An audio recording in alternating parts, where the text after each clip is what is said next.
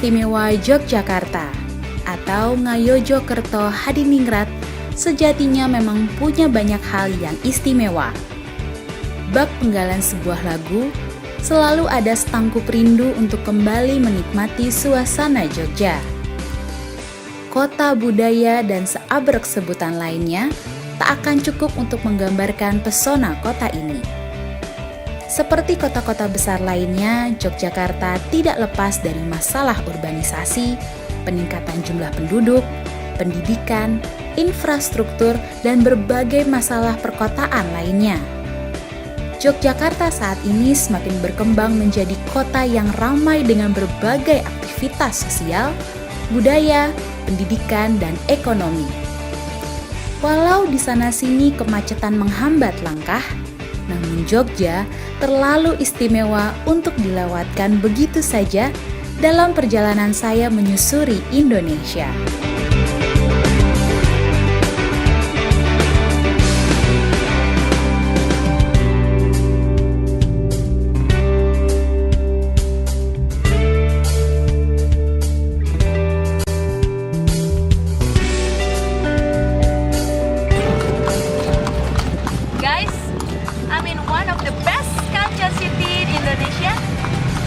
Yogyakarta.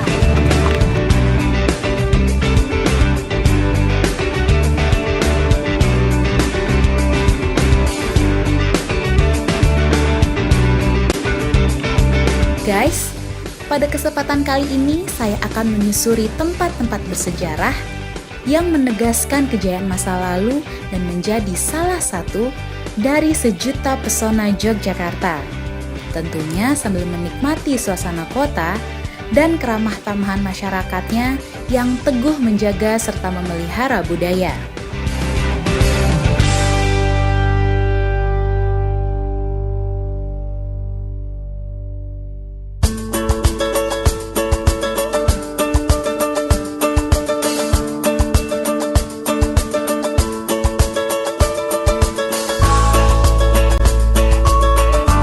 Jalan Malioboro dengan deretan toko, mal, kantor pemerintahan, becak, andong, dan pedagang kaki lima seakan menjadi magnet besar bagi wisatawan yang datang berkunjung ke Jogja.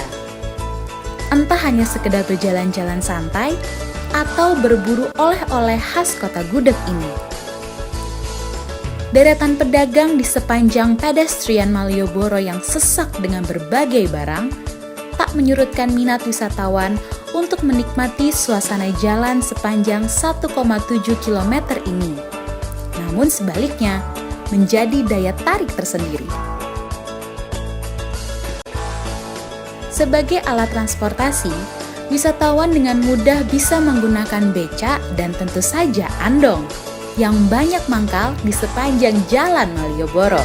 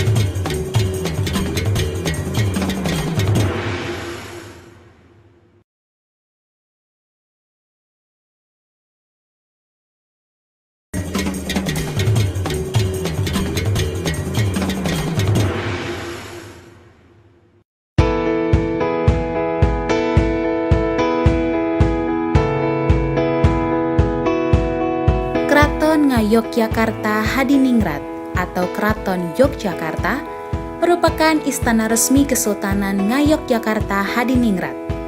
Keraton ini didirikan oleh Sultan Hamengkubuwono I sekitar tahun 1755. Kompleks bangunan keraton ini masih berfungsi sebagai tempat tinggal sultan, dalam posisi beliau sebagai Raja Kesultanan Ngayogyakarta Hadiningrat. Sebagai lembaga penyelenggara kerajaan, rumah tangga istana masih menjalankan tradisi kesultanan hingga saat ini. Sebagian kompleks keraton merupakan museum yang menyimpan berbagai koleksi milik kesultanan, termasuk berbagai pemberian dari raja-raja Eropa. Keraton Yogyakarta juga menjadi salah satu objek wisata yang paling banyak dikunjungi.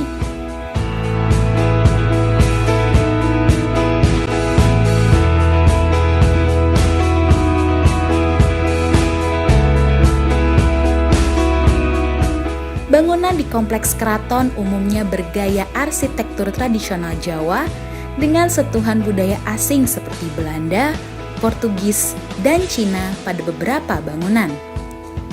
Ciri khas lainnya adalah bentuk joglo dengan atap berwujud trapesium yang ditopang oleh tiang utama yang disebut sokoguru. Joglo terbuka tanpa dinding sering disebut bangsal, sedangkan joglo tertutup dinding disebut gedong. Secara fisik, Istana Sultan Yogyakarta ini memiliki 7 kompleks utama, yang masing-masing mempunyai fungsi sesuai peruntukannya dan berporos pada arah utara-selatan.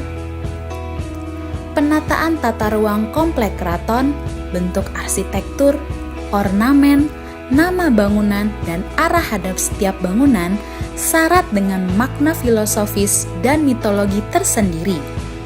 Keraton Yogyakarta juga mempunyai bangunan-bangunan lain yang berada di luar lingkungan istana, yang merupakan bagian dari landscape pembangunan keraton dan terkait erat dengan pengembangan kota Yogyakarta pada masa awal berdirinya.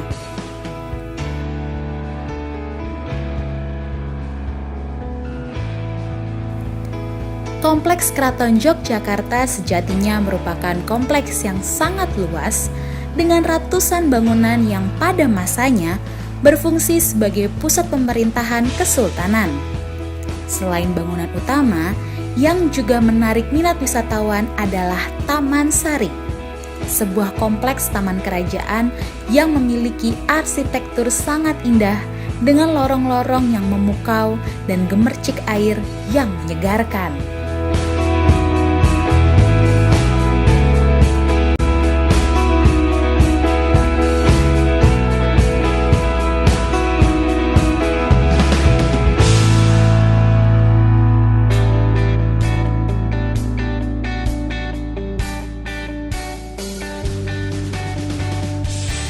Dibangun oleh Pangeran Mangkubumi yang bergelar Sultan Hamengkubuwono I pada sekitar tahun 1758 sampai 1765. Pada awalnya, taman ini memiliki luas lebih dari 10 hektar dengan 57 bangunan, seperti kolam pemandian, jembatan gantung, kanal air, gedung, lorong bawah air, danau, dan pulau buatan yang terdiri dari 4 bagian. Kompleks Taman Sari membentang dari barat daya Kedaton sampai tenggara Magangan, berada di bagian selatan kompleks utama keraton. Namun saat ini seiring perkembangan zaman, sisa-sisa bagian Taman Sari yang bisa dilihat hanyalah yang berada di barat daya Kedaton. Taman kerajaan yang indah ini mendapat sebutan The Fragrant Garden dan sering juga dijuluki Istana Air atau Water Castle.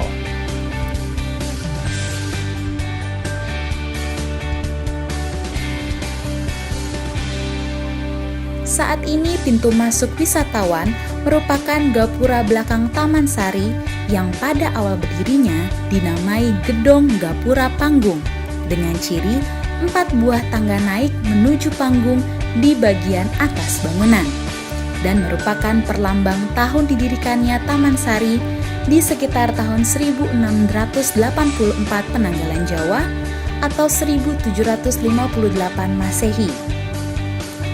Di samping Gedong Gapura Panggung terdapat Gedong Sekawan yang berupa halaman persegi 8 dengan 4 bangunan dengan luas dan bentuk yang sama.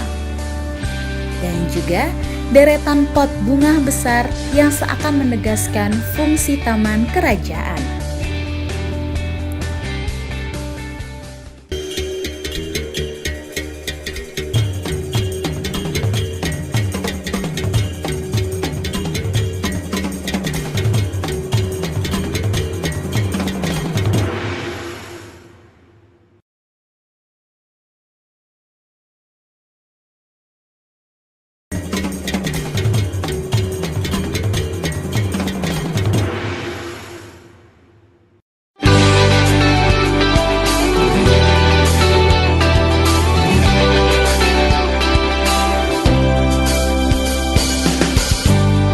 Di Taman Sari terdapat 30 kolam yang pada masanya dipergunakan oleh raja beserta keluarga sebagai tempat pemandian.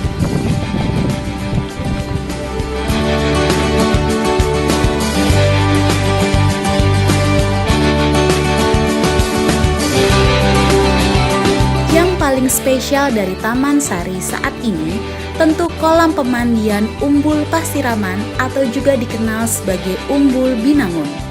Komplek ini dikelilingi tembok tinggi dengan 2 gapura di sisi timur dan barat, serta tangga turun menuju 3 kolam pemandian yang dihiasi mata air berbentuk jamur dan pot bunga raksasa.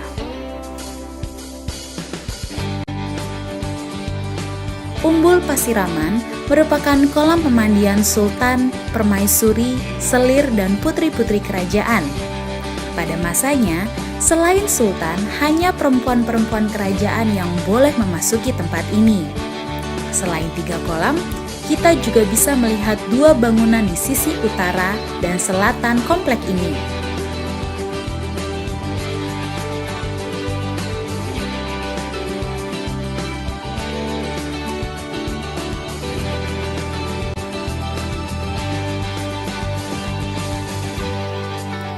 Bangunan di bagian utara kolam merupakan tempat istirahat dan kamar ganti putri-putri sultan serta selir.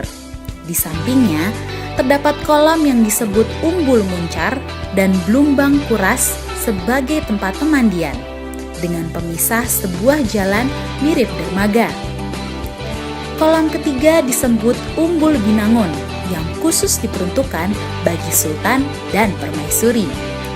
Dengan 2 ruangan di kedua sisinya dan menara di tengah bangunan yang dipergunakan sultan untuk melihat sekitar kolam pemandian. 2 ruangan di samping bawah menara merupakan kamar ganti pakaian dan ruang istirahat sultan.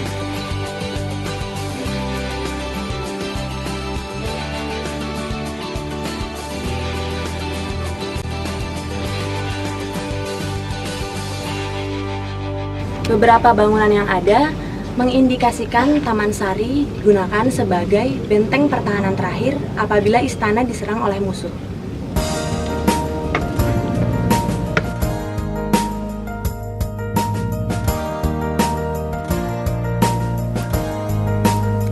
Arsitek bangunan Taman Sari adalah seorang Portugis, dan hal ini berpengaruh pada ciri arsitektur Eropa pada bangunan yang ada di kompleks Taman Sari.